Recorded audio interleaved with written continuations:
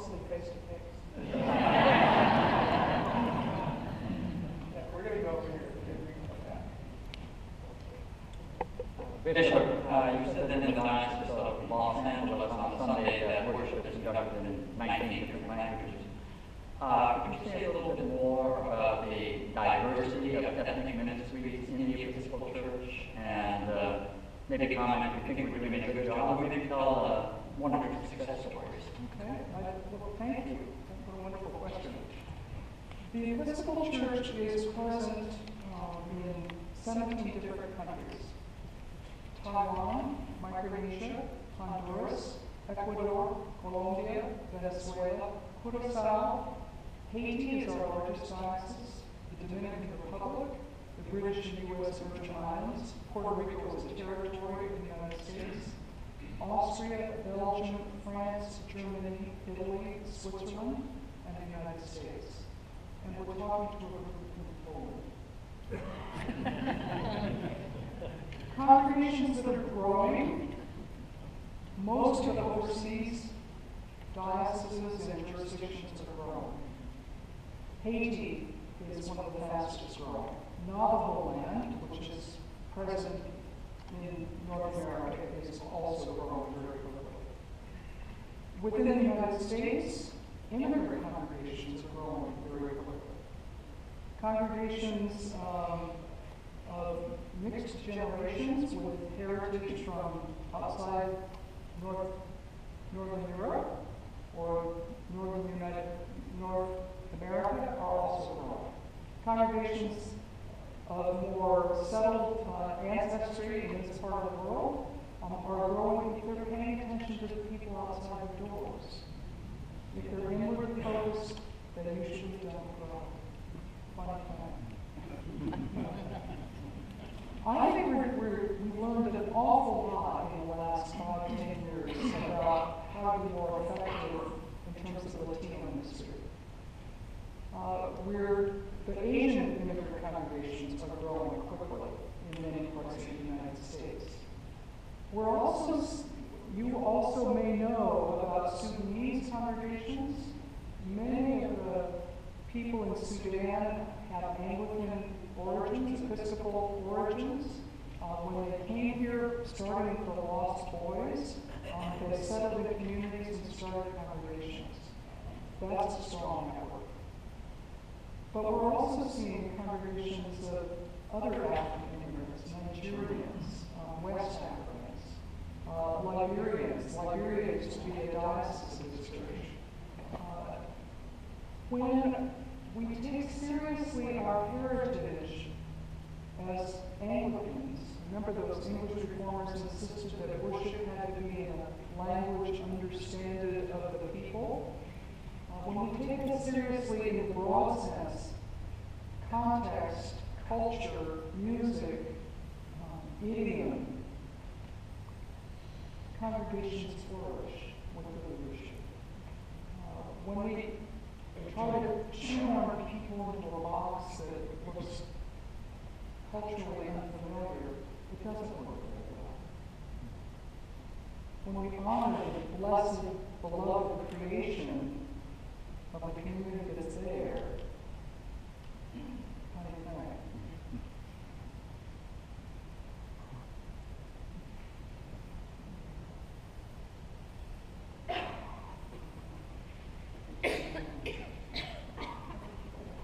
Bishop Katharine, parochial record is an instrument that originates in the Episcopal Church.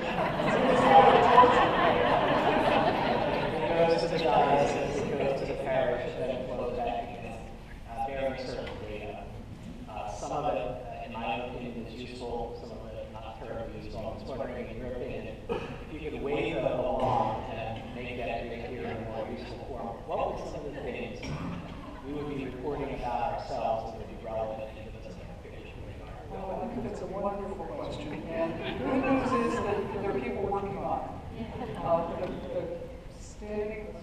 The Committee on the Structure of the Church is looking at that pretty seriously. Particular response to your question, Episcopal Relief and Development counts in terms of how many lives they've touched this year. not how many rear ends are in the pews this Sunday. How many people has your faith community engaged in meaningful ways this week? AA meetings, after school hospitality and ministry to spiritual, soccer teams that are hosted by the parish. If you want to get theologically deeper, how many people in the wider community have the baptized members of this congregation engaged in daily ministry?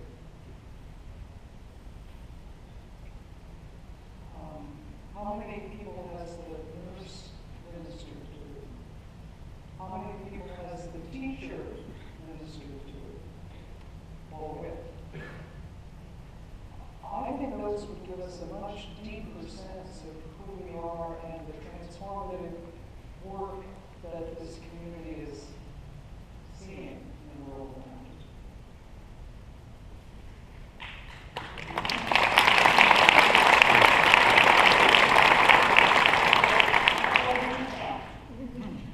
I would keep some of the stuff that we count now, and I like the idea of pooling interests in the report in some way. It's a measurable way. And if I could wave my magic wand over it, it would be, how do we measure the adjectives that are in the report so that there's interest in it? Oh, thank you. Thank you.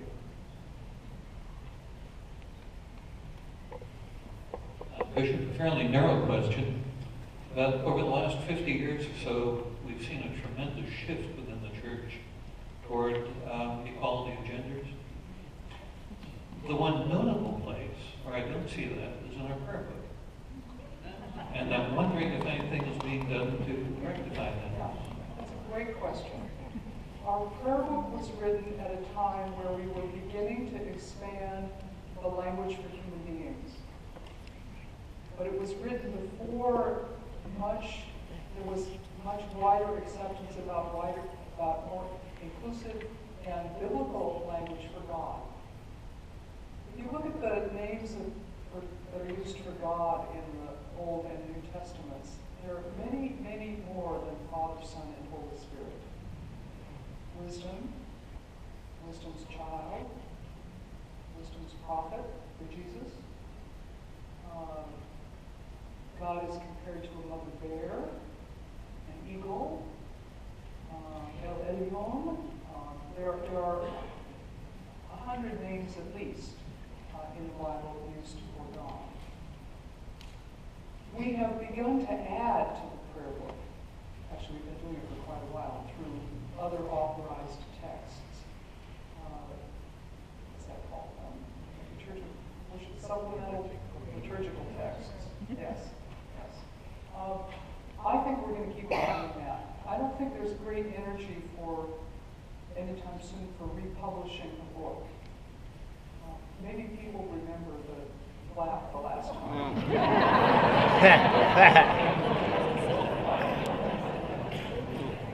And at the same time, we have not yet really grown fully into the theology of the prayer book we still call new. It's 34 years old, and we're still learning about baptismal ministry. So I think we're going to keep adding. There's some wonderful new catechals. Not that new, they've been published in the last 8 or 10 years. But do attend to some of that. Thank you. Who's got a mic?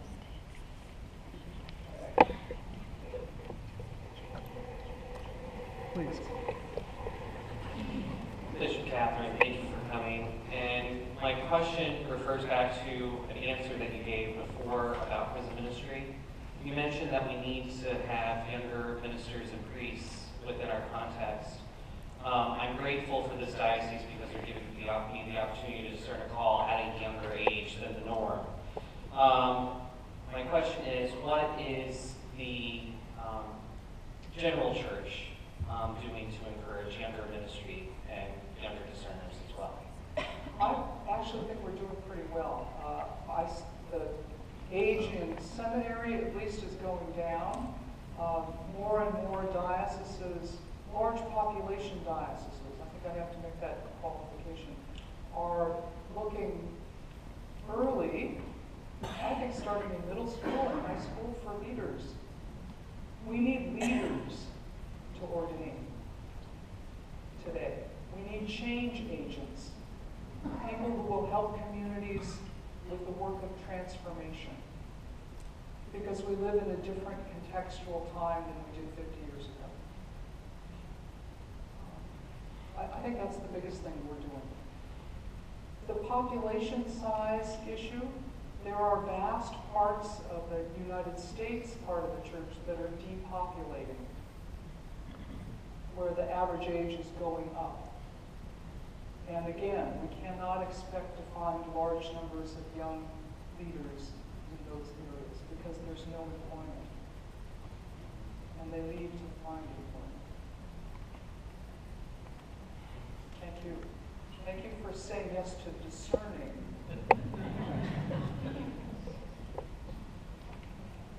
Bishop, you talked earlier about South Carolina and our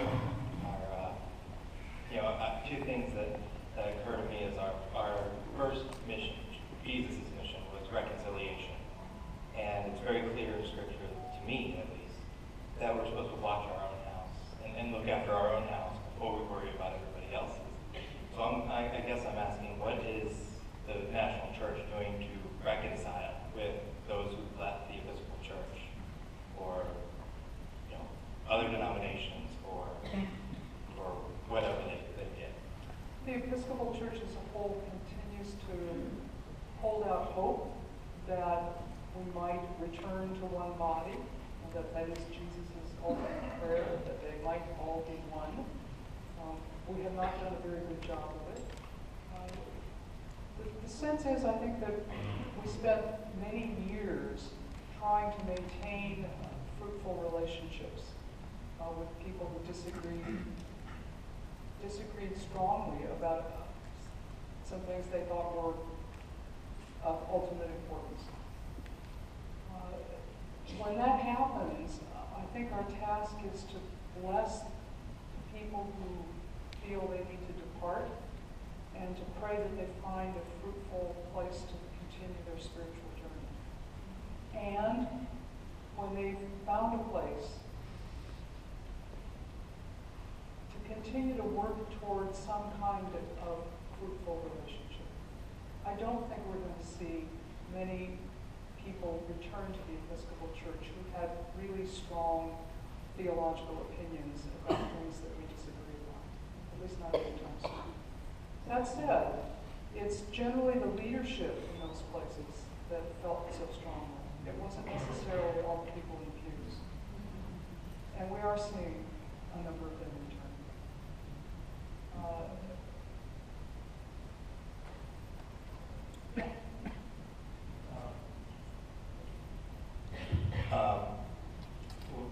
I guess what I'm asking is, being in ministry, I see more and more of denominations working together and being closer and closer. And the biggest thing I see is the biggest division I tend to see is in the Anglican, mindset between ACNA and the Episcopal Church, or former Anglicans and the Episcopal Anglicans and the Episcopal Church. And so it seems to be a growing divide. And I guess I'm asking, what is the national church, or what is their stance on, not necessarily reunification, but reconciliation, and bringing us all together back into the universal church? Well, we are all part of the universal church. The same thing's happened with the Lutherans, with the ELCA.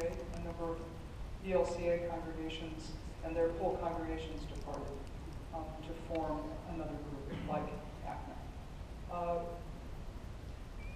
What I have said publicly a number of times is that when groups that have departed establish an identity that's not grounded in displacing or even sometimes destroying the Episcopal Church, that we can and should expect to be able to build an ecumenical relationship.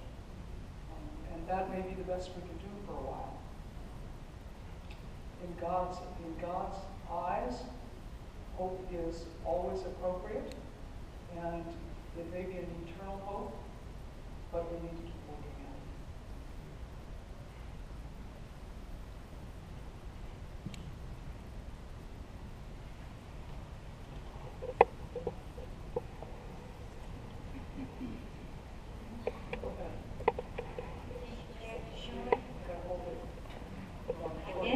Okay.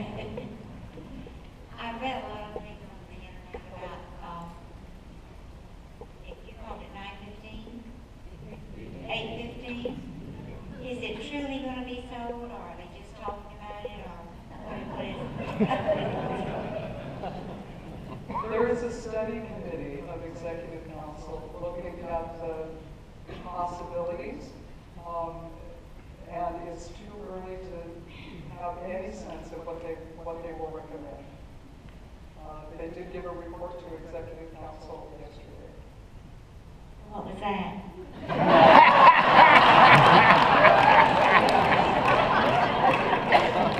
An interim report saying that they were working. Tell me about your particular interest in this. Well, I've just read so much on the internet about it, whether they're going to sell it and use the money, because it would bring a lot of money, and move it to California. That's news to me. Anytime you'd like to find out what's on the internet, you can call me. So, I'm talking about the young people. There's been a study that young people, I think the theology of the Episcopal Church is important, but young people just want to go to church and praise the Lord and sing. How do we counteract that? What do we do? Well, not to sing, is that what you suggested? They love to sing. And they just want to praise the Lord. They don't care that much about theology like we used to. I think it's difficult to put all of one generation in a single box.